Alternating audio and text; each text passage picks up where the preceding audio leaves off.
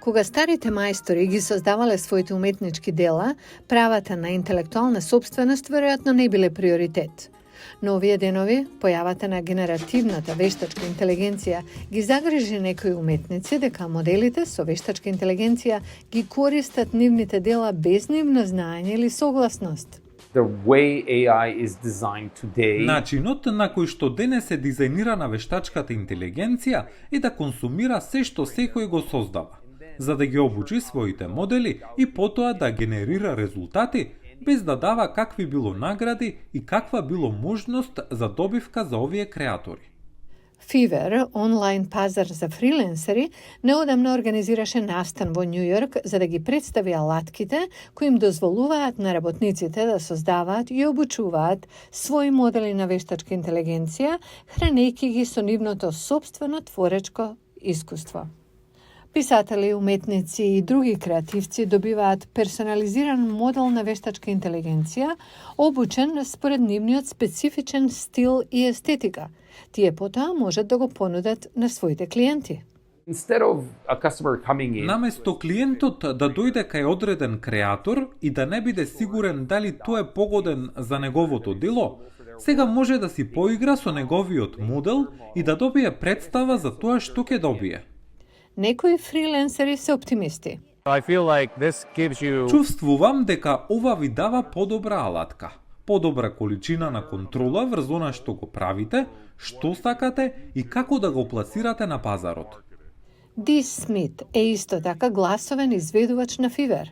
Тој вели дека гласовите генерирани од вештачката интелигенција би можеле да му помогнат да обслужува повеќе клиенти, како што се мали бизнеси кои можеби не можат да си дозволат негови услуги. there are certain clients that Постојат одредени клиенти кои не треба да имаат совршен, убаво изработен глас. Ним им треба нешто поедноставно. so what we're doing Она што го правиме е дека воведуваме нов револуционерен начин на пристап до дизајнот на вештачката интелигенција. Начин кој го става креаторот во центарот. Fiverr не е единствената компанија која се справува со проблемите со авторските права за креативните професионалци и вештачката интелигенција. Right now, there's a lot of Во моментов постои конфликт помеѓу креаторите и компаниите за вештачка интелигенција. И тоа е само затоа што всушност не постои едноставен начин за лиценцирање и поврзување на овие два света. Трип Адлер е извршен директор на Created by Humans, стартап кој функционира како еден вид на брокер за вештачка интелигенција за објавени автори.